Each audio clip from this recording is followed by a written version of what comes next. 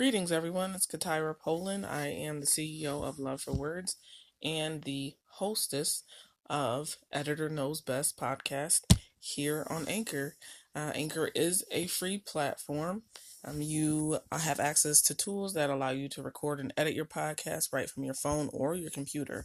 You can also distribute Anchor will distribute the podcast for you through Spotify, Apple Podcasts, and other channels. You can also make money from your podcast with no minimum listenership. And lastly, it's everything you need to make a podcast in one place. Make sure you download the free Anchor app or go to anchor.fm to get started. Thanks so much. Yes, ma'am. Hello, everyone. Thank you for tuning in to Editor Knows Best. My name is Katira Poland. I am the creator and hostess of the podcast, and it airs every Monday, 7 p.m. Eastern. You can go to anchor.fm/Editor Knows Best. It's also on Google Podcasts, Apple Podcasts, and a few other podcast stations as well. Today, we do have a very special guest. She is one of the contributors for the magazine I'm publishing, Right Wine in Quarantine. And she is a spoken word artist, a pianist, a painter. She is very passionate about injustice and oppression in the United States. She is a girl mom to a toddler, and she's also working on her fourth album. She's also a singer, writer, and an actress. So as you heard, she is very much involved in her community, and I'm grateful that she is contributing to Right Wine magazine. Today's guest is Rain Christie. Thank you so much for joining us today, Rain. Thank you for having me, Katira. Thank you. So will you just tell our listeners a little bit more about the piece that you submitted and also why you decided to apply to be a part of Right Wine in Quarantine? Well, I think that this is a spot where we could hopefully come together as a nation, as a world, in our smaller communities. We're all going through this together, and we all have different versions of a story that how it's affecting us, but we're all in it together. So I'm very passionate about this. Of course, our lives have changed so much. Never would have thought 2020 would have seen us wearing masks and only seeing people's eyes and having to cover our faces at most times when we leave our homes. So I just think it's a really important subject to discuss. And what motivated you to apply for the magazine specifically, and um, what also motivated you to write the poem that you wrote? Well, a friend of mine put me on to what you were working on, your project, and I saw the passion, I saw the poetry, I saw the way you were trying to bring a community together. And of course, that's really my signature as well. And I think it's important that I contribute to people who are out there with the right energy, who are trying to take a spiritual and scientific approach at the same time, trying to show people that they're not alone and allow them to find voice in the midst of all this. Thank you. Thank you so much for sharing that.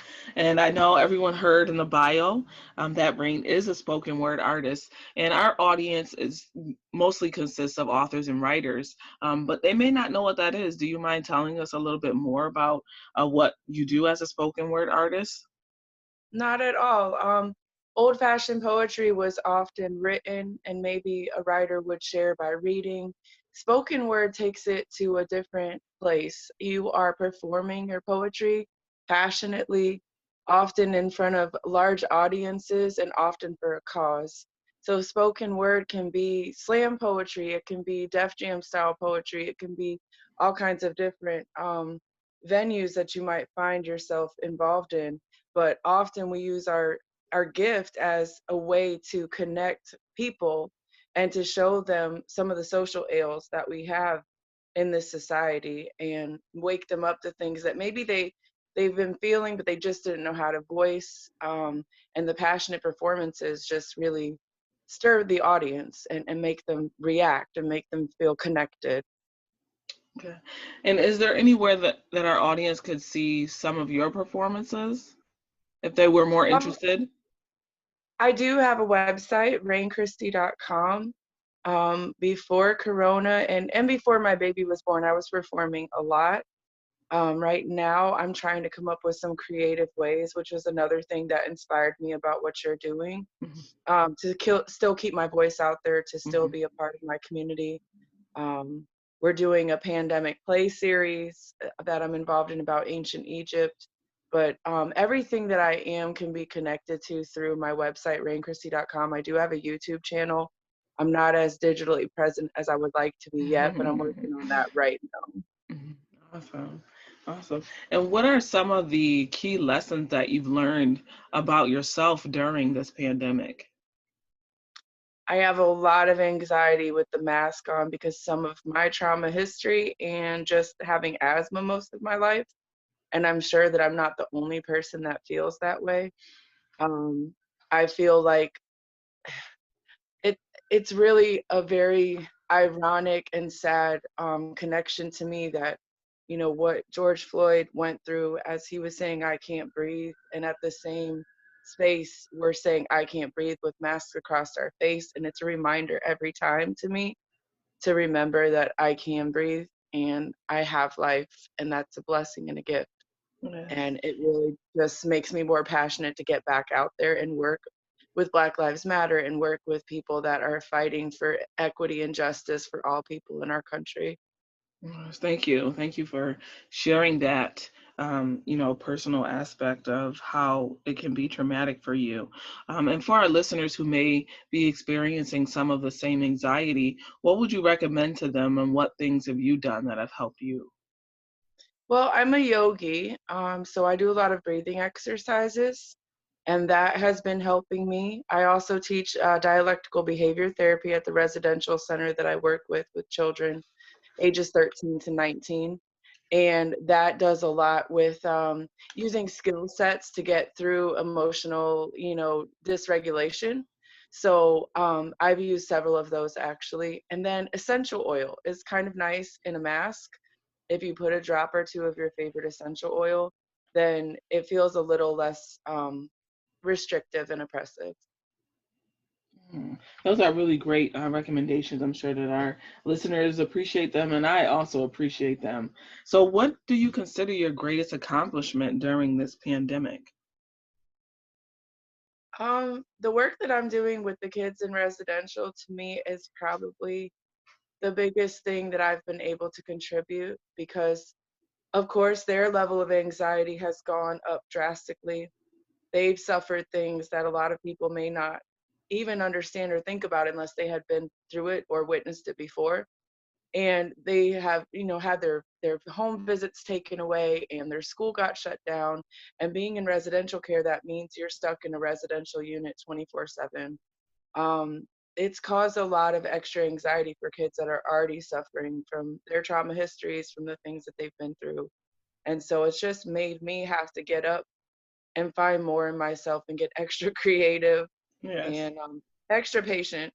Yes. And are there certain things that help them that the staff are implementing, like any particular activities that you see have a positive effect on them? I do. Validation, I think, is one of the biggest ones. A lot of us, period, don't feel like people hear us, understand us, or care what we're going through. Mhm. So sometimes they really just need to be heard and validated and say, I can understand why that would make you Yes. feel. And Yes. that little statement can work miracles. I try to give them the same respect that we expect as staff because I don't think that children should be disrespected. And a Yes. lot people think that bossing kids around, and I'm not saying that there can't be discipline or assertiveness, but with respect. I say please and thank you. I even say yes, ma'am, yes, sir to them, just Mhm. so that they understand I'm validating them as a person. I see their light and I want them to shine. We do a lot of creative arts. The model that I'm working on, I just graduated with my master's, and I will Congratulations. thank you so much. A wellness center, a ministry for all people. And we'll be using a lot of catharsis. So, art, poetry, music, dance, theater, boxing, anything that can work to help you get out the things you're struggling with. So, we Yes. do a lot of that with them, and it Okay. helps. That's awesome. And I definitely agree that our society teaches us that it is okay to disrespect children because they're minors. They're taught to be seen and not heard. I mean, I do not agree with that philosophy. And I am glad to know that there are professionals out in the world who are changing that narrative and giving children respect and letting them have their voice be heard. And I feel like part of the reason why children are taken advantage of and abused so much is because their voices are silenced. They don't feel like they have a right to speak up.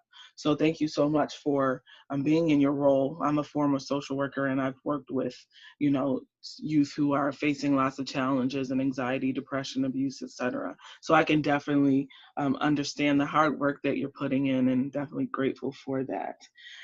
So if there was one word to describe Corona, what word would you choose and why? That's a good one.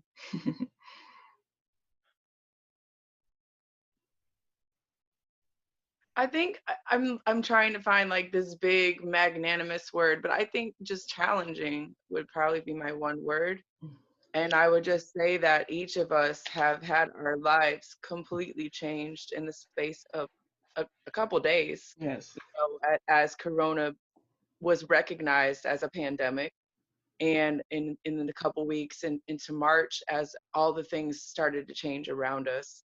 Um, and I think the challenging part, it really brings out different spaces in the human psyche and the human soul, and challenges us to be greater than we already are. And my favorite phrase is exponential potential. It's kind of my signature mantra. And I work with it with the kids all the time. And I tell them, we all have ish, because, Mhm. we all like to point our fingers at times at other people. And I just try to teach them, we all have ish. So the best thing to do is recognize where you're at and then keep moving to where you want to get, and become your exponential self. And they love that phrase, and it helps. And I just think the challenge, the obstacle, causes you to rise if you choose to take it. So I think challenging. Yes, I definitely agree with that word. And do you mind expanding on exponential potential for our listeners? Like maybe an example or further explanation as to what exactly that means to you. Absolutely, because I'm really passionate about it. It's one of my favorite hashtags. I put it in almost everything I do. So exponents, in mathematics, an exponential has the potential to go all the way to infinity. So exponential potential to me means that as we're working with our proximal development, which is the zone just outside of our comfort zone, so it's going to push us forward past our threshold of stasis so we can grow. And that's another thing that we work with a lot with the kids, a zone of proximal development. And so to me, it's like constantly having like whatever your belief system, the divine, the universe, however you see things, but the energy just pushing your root chakra from behind, just gently like forward, and realizing that when people say you can be anything you want in life, it really is true. And people in the American capitalist model, they get discouraged because they're chasing this elusive American dream. And so the dream has taught us big house, fancy car, 2.3 kids, shaggy dog, white picket fence, and whatever, lots of screens, lots of shoes. But here we are saying, what can I be as a person? And to me, the best of ourselves is really found when we're up against a wall, when we're challenged so far that we don't want to go on, when it's not possible in our minds at that moment to keep going, but something, that fire inside of us doesn't want to die. And we have to keep going. And that pushes us toward our exponential potential, knowing that there is no limit, that I can go all the way to reconnecting with divinity. And I say that humbly because that's my belief system. I don't want to step on any toes. But to me, that's what we're doing. We're ascending, we're rising to our potential. Yes, thank you so much.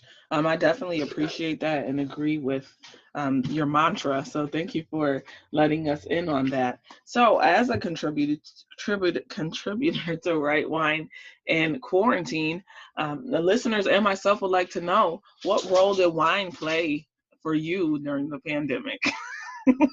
Well, I am part Italian, so I always joke. People ask me how I look so young for my age, and I Mhm, say a lot of water and a little red wine, and that's mhm, just a joke of mine. But I love to have just a little red wine in the mhm, evening, not every night, but usually about a glass 4 or 5 times a week mhm, when I get home from work and I'm just relaxing.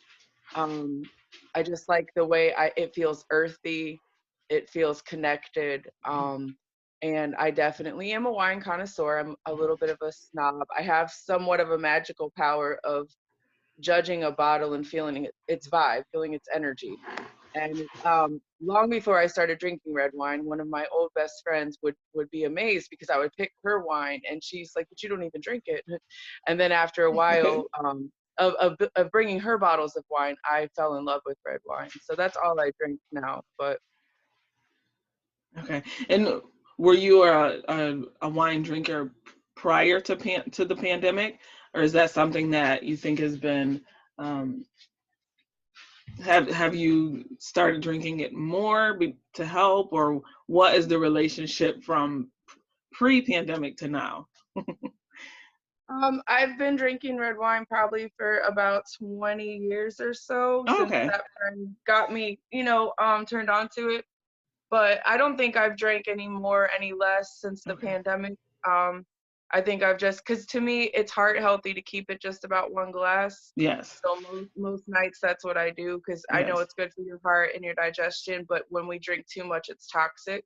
Right. So, trying to find that balance and trying to stay there is a good space for us all to be in. Right. And then one of the conversations that I had with the other contributors, we did the other interview, and we talked about that as well, and how, with the pandemic, there's been an increase in alcohol sales and things like that. And that, yes, wine is enjoyable, but like you said, if we overconsume, then it can be dangerous. And I also just touched on how, people's lives has changed in regards to trauma, where we have women and men who are domestic or in domestic violence situations who are no longer going into work are now spending their time at home with that partner who is abusive. So there's an increase in certain anxieties and traumas and abuses for people. So we talked about that a little bit too, and how there are pros and cons to everything. And even something like wine, which can be considered trivial, can unfortunately, it can lead to other concerns and issues if it's, overindulged in. So I did want to tie that into there. Is there anything else that you would like to share with our listeners about your experience during pandemic, or any other recommendations you might have for the writers and authors who are maybe struggling during this time? I just think that we have to stay strong. This is where our resilience, our brevity, our clairvoyance is all going to be tested. We really have to just stay connected. I'm not saying that it's easy. I'm not pretending I, have stayed that way the whole way through because we're both, my spouse and I, working in residential care. We have a 3-year-old daughter at home. So there's a lot of fear as we're in residential care, and kids Yes. in the beginning especially were AWOLing a lot because they were freaking out with all Yes. respect. They had every right to. And unfortunately, a lot of them didn't handle it the right way. So they would go out there AWOL, come back, go out there AWOL, come back. We've had units quarantined more than twice. We've had people get sick on our campus. So, just wearing a mask at work, and, I don't stay still at work. Like, I'm cooking, cleaning, mentoring, Hmm. helping with laundry, helping with hygiene. So, it's a lot to keep that mask on. But in the back of my mind, I know, I don't want to bring it home to my daughter. I don't want to bring it home to my spouse. Right. We're all in this together, but we're all coming from different angles. And I think that validation that I brought up before is one of the most important spaces, because just because we're experiencing it a certain way doesn't mean someone else is experiencing. Some people aren't working. Some people are Right. out of a job. Some people are, stuck in a 1 or 2 bedroom apartment where it's tiny and claustrophobic. Hmm. Some people have been sick and got better. Some people have been sick and died. Some people Yes. think it's a hoax and it's not even real. So I think really coming together and just sharing our experiences can help us understand that, we're going through this all together, but we can retain our autonomy and our sovereignty because we're going through it a different way. Yes, yes. Yeah, and thank you so much for that. And also, is there anything you would recommend specifically to parents who may be having some challenges? Anything that you've done that's been helpful for you and your family, as a mother of a young child? Well, we took her out of daycare, so we were worried about that because the psyche, she needs to interact with kids her age. For a while, we didn't even take her over grandma or cousins in the beginning because we weren't sure where all this was at.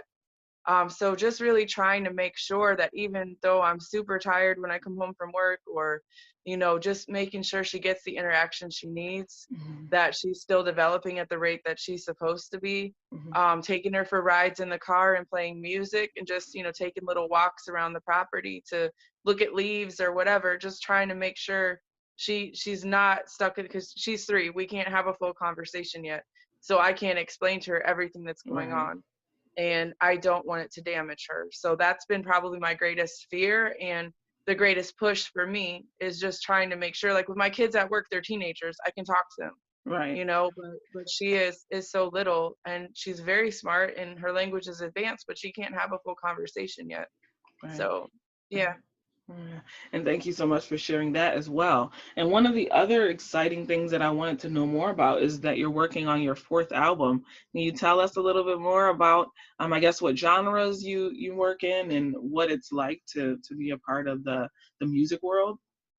Yes, because I'm super excited about this one. And my mom, when I told her about my concept, she got chills and she said she thinks this is the one. Mhm. And so I'm a classically trained pianist. Um, I sing kind of a bluesy, folksy style, a little bit, Okay. older school music.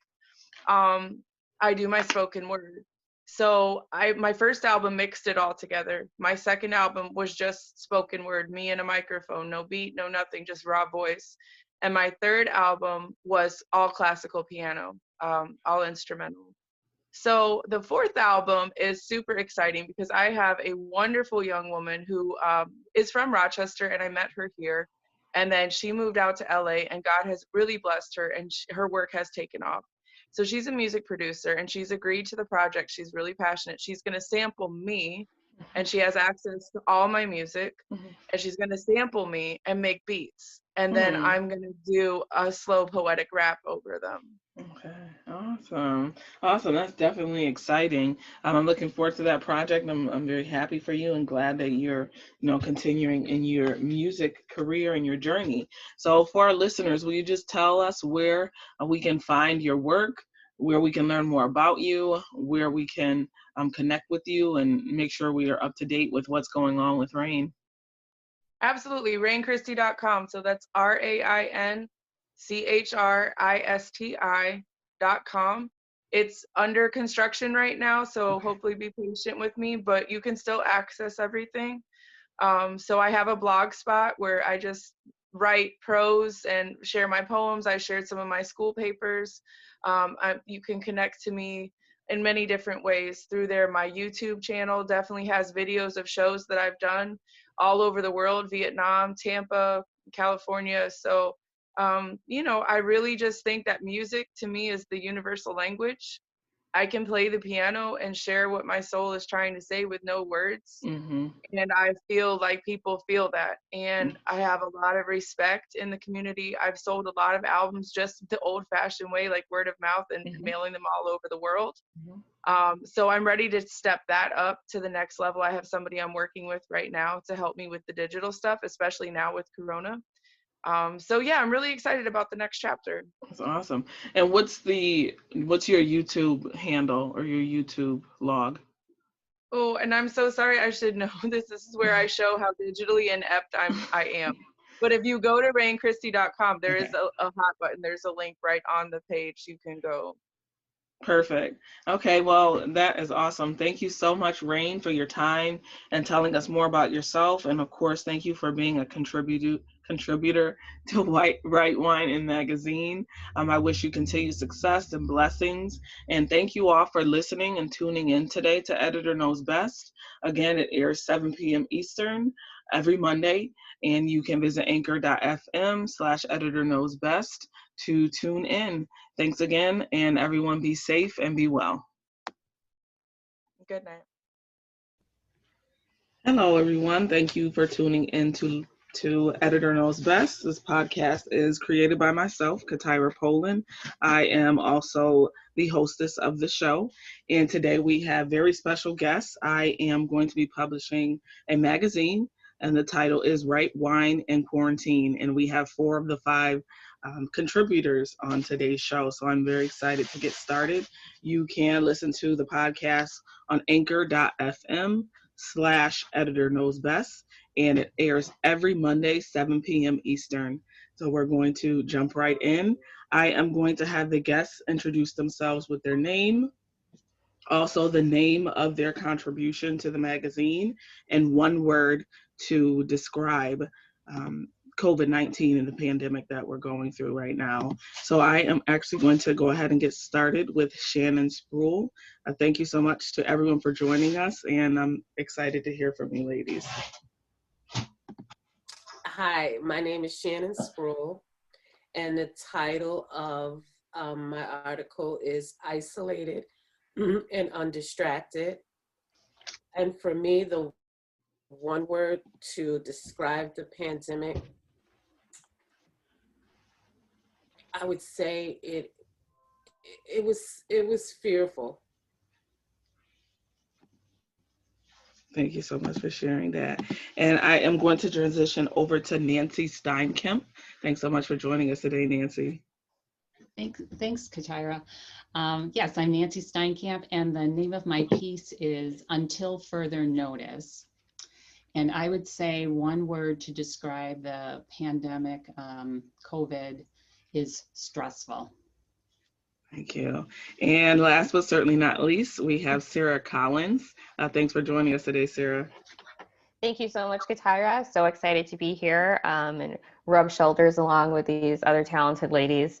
So the name of my piece that I contributed to your magazine was Normalcy No More. And if there's one word that I could use to describe the totality of the pandemic, it's very difficult to do, even for a writer, but I would say that word would be disruption. Yes, definitely. And I agree with all of your words. The one word I would choose is, well, one thing that I felt, I guess is a better way to say, is anxiety. So that's my word. So we can move in, and I would like to know why you decided to be a part of Right Wine in Quarantine. We can go in the same order, Shannon, then Nancy, and then Sarah. I decided because when I heard about the opportunity, it gave me a moment to sit back and think about, and honestly think about the pandemic, how it's affected my life, what I was really feeling. So writing for me is expressive, and I was able to really look at the situation, whereas just living in and walking through it, you don't think. You don't sit down and think. You're just gripped with fear or of the unknown. So this helped me sit down and examine and talk about what I was really feeling. Awesome, awesome. And will you just give us a brief summary of your piece that you contributed? Yes. My piece talks about how I started out with a lot of fear because I have a lot of underlying medical conditions, and how fear and anxiety gripped me at first. And because I'm saved and a Christian, I turned that around to see what God had to say. With me being home, with me being sort of quarantined, yes, that's the word, quarantine, I was able to look at it from a spiritual perspective and take that time to, all the distractions were removed. Going out, going to the stores, shopping, all of that was removed, and I had time to develop my relationship with God. So my article is more about taking that negative, turning it into a positive, and talking about how my relationship with God developed during this time. That's a very powerful perspective, and thank you so much for sharing that. And I'm sure that our listeners can also relate to that, or they know people, in their families and networks who can also relate to that. And what about you, Nancy? Yeah, my pandemic experience, I was thrown into a situation that many people were experiencing, but mine was kind of secondhand. So, it was, so when I use the word stressful, I was thrown into the situation of parents needing to work from home when they had young children. Mm. And these young children were not my children. They were my grandchildren. And so I was thrown into this experience that was, one of a different generation from when I was raising my own children. But the opportunity to kind of write the piece for for the publication was an opportunity to really center myself more and, kind of extract that deeper meaning of what's going on, So there's all the outside factors of what is this like and kind of describing what it was like. But for me, it was also, okay, so what am I going to learn from this? For sure. And I'm sure that so many of our listeners can also relate to new childcare measures and experiences, and maybe having children in the home who weren't there at first. So thank you so much for sharing that. And how about you, Sarah? So I decided to participate and be a part of this opportunity. Thank you for extending it. For a lot of the same reasons that Shannon and Nancy just mentioned, it was an opportunity for me to really process and unpack everything that was going on around me. Going back to that word disruption, the business as usual way that we lived life had suddenly just exploded into this season of unknown. And we were all facing new challenges and new constraints. So really relate to what Nancy said, is going back to her faith and relying on that, seeing this as an opportunity to lean closer and deeper onto God. So I unpack that in my piece, Normalcy No More, highlighting the fact that, yes, COVID-19 is a real threat and it's a physical sickness, but also the challenges that COVID-19 brought on also uncovered a lot of our spiritual and mental, emotional sickness collectively, I would say, as a culture, because the things that we were relying on to kind of self-soothe or self-medicate that pulled us away from who we are in God, those distractions were suddenly no more. And we were really forced to kind of sit with ourselves and maybe sit with things that we were avoiding. So I think with that comes resilience and freedom. So there was a lot going on, just said a lot. There's a lot in that piece that I wrote. Mm-hmm. So it's all a lot to process and think about. Yes, I agree with all of you ladies. And to backtrack a little bit, right in quarantine, I decided to put the magazine together early on, after the pandemic hit, because I knew that our lives were changing so rapidly. Mm-hmm. And I wanted us to have an opportunity to record that. I wanted us to be able to look back on that, and also for other people to see that they're not alone, and that we shared, a lot of the same feelings and emotions and fear and anxiety. So that's why I decided to publish it. So I just want to insert and ask, did you guys actually have wine during your quarantine?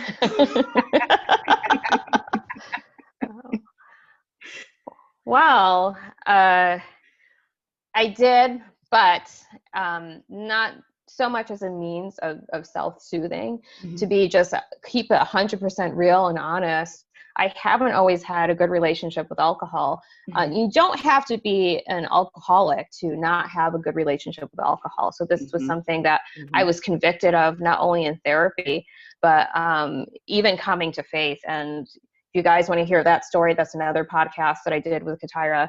But I realized that I was using that as a means of escapism. So I did partake in wine during quarantine, yes. But some of you don't know or may not know that part of my job, I'm a copywriter, so we do what's called edu-tasting. So one of the verticals that I write for is wine. So I did sample, but it was never to escape. It was just to get a flavor profile for the product that I was writing for. And ironically, a lot of alcohol sales went up. Yes. So that's part of the reason why I'm still working right now, and I'm grateful that I'm I'm still working because there's so many creatives I know in advertising that aren't working right now. Yeah. So yeah, that's my little bit on alcohol and quarantine. And I'll just interject and say that I did include wine in the title, of course, because especially early on, a lot of people saw it as an opportunity to, enjoy wine. I don't have to go into the office, so I have more time to indulge. But like you're saying, I'm sure that there were some vices that came out of that. Some people overindulged, and while in the beginning it was very lighthearted and fun, we also know that there are people who experience domestic violence, and now that they're not going to work, they're home and they're suffering through some of the things they're able to escape when they were going to work. So of course there's pros and cons to everything, but just wanted to get that in. And what about Nancy and Shannon? Any wine partaking? Yeah. Not really. Actually, as you were sharing that, it made me think of even like not only, well, how do I drink wine, which is sipping it slowly, and also that at its best, it enhances food. And so there, I think there was a lot of substance gathering during the pandemic, as people kind of like that, like what's really important to you. I have to say, in the situation I was in, food became very important. Our meals became very important, and even I found I was eating much slower during that time. And when I did have any wine, it was really truly to enhance, that substance of what I was seeking to be nourished by. And so I did kind of like your title, because it's like we're all kind of like trying to find the wisdom in this experience. And it might be in a glass of wine. And what about you, Shannon? Similar to Sarah, and I like the way she articulated it. You don't have to be an alcohol to have, your issues, and I choose not to drink because of, some past experiences that I've struggled with alcohol. So no, I just had a cold glass of water. Okay, that's good too. That is just as good, if not better. So thank you all for sharing, experiences that you've had so far. But I would love to know what you've learned about yourself during COVID-19, whether that is something that you've learned that's positive or maybe something that is challenging for you. I'd love to hear from you ladies. I'll start. Okay. I learned that being in a house is not a good thing for me. I've struggled with my weight. Okay. I'm eating all the time. And I just realized that, when I get up and I go out to the office and I'm at work and, you have the distractions of work, I'm not eating as much. And I found myself just eating and eating.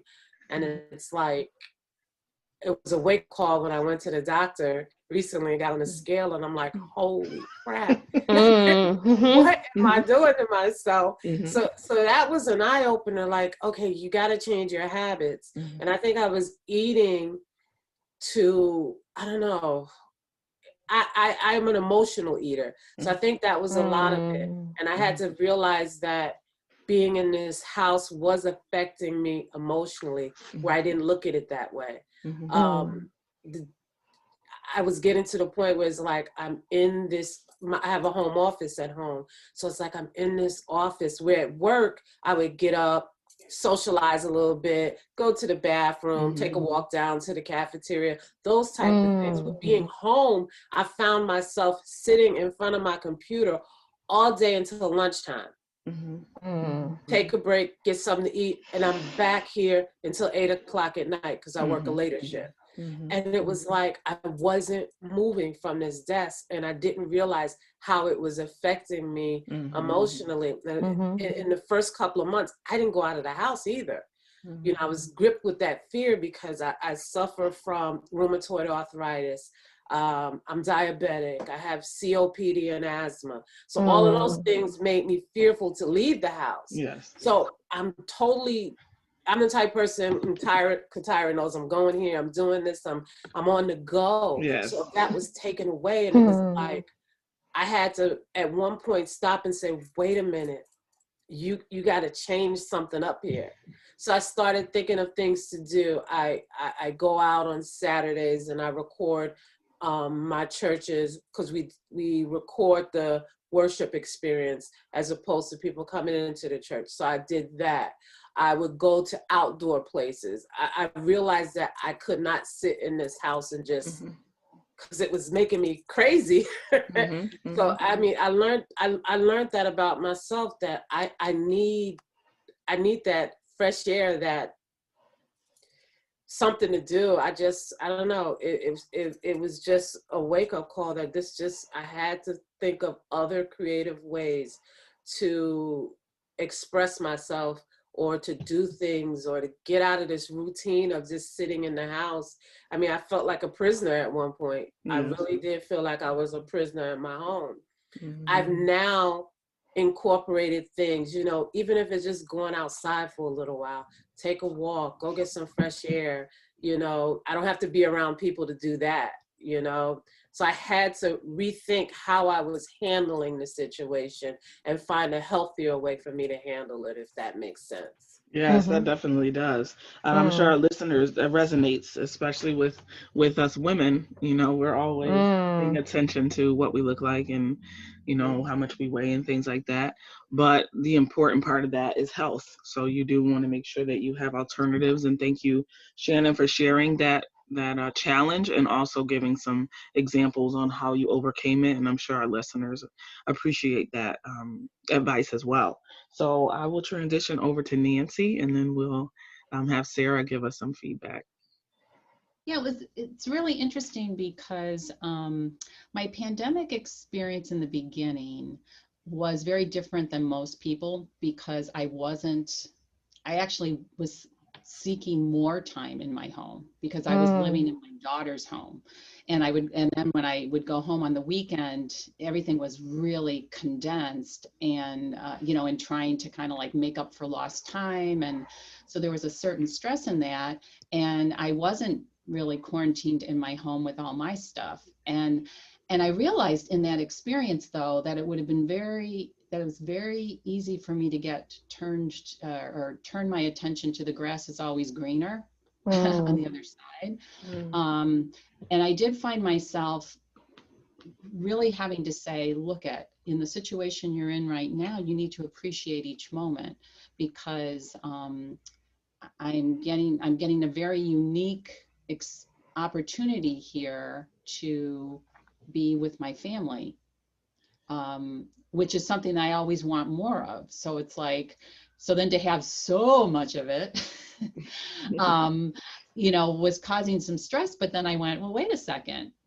But this is always what you're asking for, is more time with them. So let's appreciate this. Appreciate what you can appreciate in the moment, because things can change easily. And I have to say, the piece I wrote had to do with the first part of my pandemic experience, but I'm no longer there. School's opened. I'm no longer there.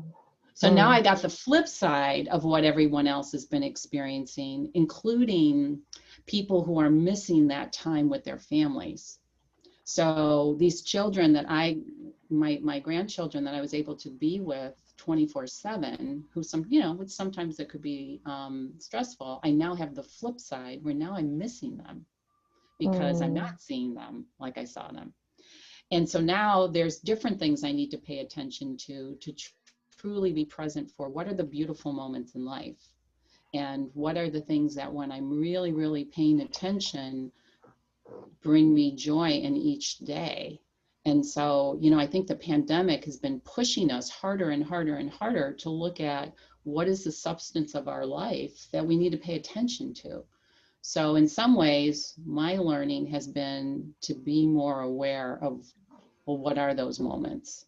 What are those moments that no matter what's going on in the outside world, still keep me grounded and sane? Because there were just so many things that can pull you in so many different directions that and I think that I really enjoyed where people have pointed that out to us to say, well, what about pandemic do you not want to lose? Like, what were the things that actually happened during this time that became either a new habit or some new awareness that you don't want to lose? And I think the thing I don't want to lose is appreciation for being alive. You know, Yeah. and for my loved ones, and for for the things that sometimes it's easy to take for granted. So I think that there's so many lessons in this time, and writers are responsible for capturing them on paper. Yes. Thank you so much for giving us that insight, Nancy. I'm sure our listeners can appreciate that. And thank you for sharing that you're no longer in that same space, because I'm sure a lot of us we've changed, we're in different spaces, and our experience isn't the same as it was back in March. So thank you so much for that insight. And we will transition over to Sarah. So much of what Shannon and Nancy said are true to my story as well. One thing, if I could just really distill it down into what the pandemic has taught me and what I've learned, is humbleness and intentionality. Humbleness in that I had big plans for 2020. I planned on getting a promotion. I was training for an endurance race up a mountain for the past 2 years. I was making great progress on that. I was very confident that I would not only complete the race, but place very high up in it. I planned on writing my book. I had so many plans. I even wanted to renew my vows with my husband. And so many of those plans didn't happen. What happened was I was baptized this year as born again. I was originally baptized as Roman Catholic when I was a baby. And number two, the other goal was that I finished my manuscript. So really, it humbled me, realizing that I can make all the plans I want, but there are just some things are out of my control. And that just points to the sovereignty of God. I don't know his plans. I don't know his reasons. His ways are far above mine, but it is my duty as an image bearer of God is to just remove all of these distractions and these falsehoods that I was kind of building my life on. So there was an element of pride in that. And to suddenly lose all those things. And many of you don't know, Katira knows, I was furloughed for 3 months. So that was a blessing in disguise, because like Nancy was saying, I just didn't have the intentionality of joy in my life. It was business as usual, like work 10 hours a day, go to the gym, come home dead tired, and then just crash and rinse and repeat and do it again. Sundays, it was just business as usual worship. I was just kind of going through the motions. But what did it really mean to me? Was I really present in those moments? Probably not. And things got real with COVID-19. It disrupted everything. And suddenly I had an abundance of time on my hands, so I could live my life in a very intentional way. So like Nancy was saying, spending time with my family. My dad is cancer survivor. So the past 3 years, he's been battling advanced cancer. And thank God he's doing well now. So I had this time where I could just hang out with my parents, spend time with my dad that was outside of the ICU. I could spend all this time with my husband instead of just kind of, hanging out maybe for an hour a day, passing out on the couch and then going to bed. It really isn't living. So something Nancy said also stuck out to me was just enjoying every bite of food, giving thanks for that, enjoying every day of sunshine or even rain, just really channeling that joy into thanking God that, yes, I'm healthy, I'm alive, I'm present. I don't know why this is going on right now, but I know that you want me to learn something from it. And that's how COVID-19 changed me. So like everyone else, I'm coming out of the pandemic, even though we're not there yet, but I've already changed a lot in the past 7 months that we've been living with this. Thank you so much, Sarah, for sharing that. And especially noting that you had these huge aspirations and goals that were thrown off track. Yeah, way off, to way something, off. yeah, due to something beyond your control. And I'm sure Yeah. that's something that we have all felt. So thank you for Mm. sharing that with our listeners. For me, one thing that I learned is that I have to, much like Shannon, remove myself from the home to focus. A lot of Mm. times I'll just go to the cafe or the coffee shop, but if you remember back in March, that wasn't even an option.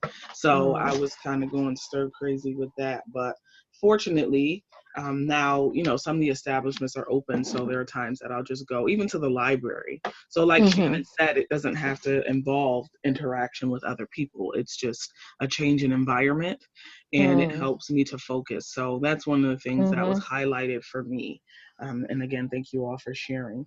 So what has been your greatest accomplishment during the COVID-19 pandemic or quarantine, however we want to label that? What would you consider your greatest achievement?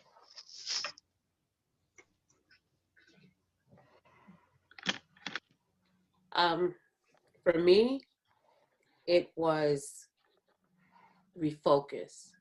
That's the word I can use, a refocusing. Um, I started school working on my doctorate, and honestly, I was doubting myself. My doctorate is in biblical studies, and it got to a point where when I first started, there was a zeal. There was, yes, I'm doing this, Mm. I was so inspired. My first class, was talking about hearing the voice of God, and all of a sudden, it just disappeared from me. It was like a struggle to do the work. Is this really what I want to do? Should I be doing this? And Mm. honestly, I'm a true believer that nothing happens that God doesn't already know is going to happen. And Mm. I really believe, for me personally, this pandemic was a way of God getting our attention. So many of us have turned Mm. away from God. So many of us have let the distractions in life get in between our relationship with God. And I felt like this was what was happening to me. And the one thing that turned in this whole pandemic for me was a renewed relationship with God. Um, I'm in my studies, I'm learning so much more. My relationship has developed so much more with God. I've learned how to have a two-way conversation with God. I've learned how to pray the right way. There's so many things that I didn't know that I know now from just this. Well, we've been in this pandemic a good 8 months, something like that. Yes. In this period of time, I've been able to learn how to communicate and hear the voice of God so much better. I feel content. I don't feel like I did at the beginning of this pandemic. With that growth in my relationship with God, I'm at peace. I'm more comfortable with my situation. Yeah, I still have to do the things I mentioned, get out the house, break up the monotony. But I'm just loving where I'm at from a spiritual perspective. And this pandemic, like I said, I always try to find a positive in something. This pandemic has allowed me to reach out and develop my relationship with God. And well, I'll say for me, I think my greatest accomplishment is being able to launch my Literacy Love Scholarship. So I Mm. received the grant, and I used some of the I'm using some of the funds to give to high school seniors so that they can use that for, whatever they need for the upcoming Mm. semester. So Mm. being able to do that was really inspiring for me, to Mhm. be able to give back to the community. I know as a student, I received scholarships, so I was really happy to Mhm. reciprocate that and pay it forward, even though we were in the middle of a pandemic. I Mhm. was able to give scholarships to 2 seniors, so that was exciting for me. I didn't envision that I'd be able to have a scholarship for at least 3 or 4 more years. Mhm. So when it came to fruition, I was super excited. So that is my greatest accomplishment That's during. huge, Katira. We're so proud of you. That's Thank really, you. yeah, Thank that's you. great. Thank you. And we'll transition to Nancy and then Sarah. Yeah. Um, so My greatest accomplishment is actually unfolding, because I really ended up kind of putting a stake in the ground that I would write my memoir. And I started consistently writing, and learning more about what does it take to write for an audience beyond myself. For I think, Katira, I first met Katira in being part of the Writer's Paradise. And, what I brought to the table was how to help people to express themselves in writing in their journals. And for years, I've been writing my story in my journal for my own eyes, for my own ability to kind of understand myself and what's the meaning in my life. And when you write for an audience, it shifts the focus. You definitely are still looking for meaning, but you're looking for meaning that others can relate to. And that's been a really important shift for me, because I find that it's actually even a deeper level of meaning than what I was getting for when it's just for me. And a lot of the other, we've talked about our spiritual life, and that's a very, very important part of who I am, and how do I express that. In my journal, it's always, my expression is always there and helping to enlighten me. and but again, when it comes to then considering, well, how do these words need to resonate with others, or who else would relate to my challenges, my story, the complexity, the layers within my own life. It's such an important learning that I want to continue to grow in.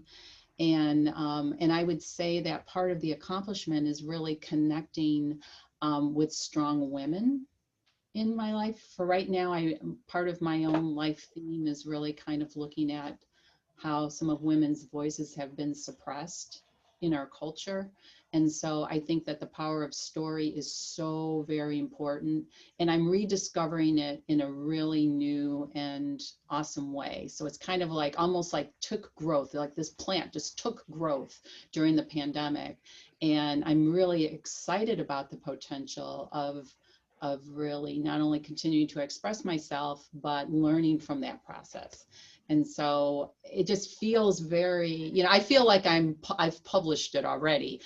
I know that is a long journey, but but there is that feeling because it's envisioned. I think whenever a dream or something that we hope for has begun to be envisioned, then it's already started on the road to fruition. So I feel that excitement for that part of the process, because I know that I've at least put a stake in the ground. My younger self was really oftentimes would not give myself permission to do that. So even when you ask the question, are you an author, it would be one that many people who have stories inside them would shrink from saying, yes, I am an author. And I loved, Katira, that you said with even being published in this magazine, you are an author. Because if you have a story inside you that you want to reveal, you have to acknowledge yourself as one and bring it forth. So, Yes. so that feels like an accomplishment to me, even though the book's not published. Yes, that is definitely an accomplishment. And thank you so much for sharing your insight and feedback with our listeners. We'll have Sarah round us out with this, and then we'll move on to making sure you get your contact info out to our listeners.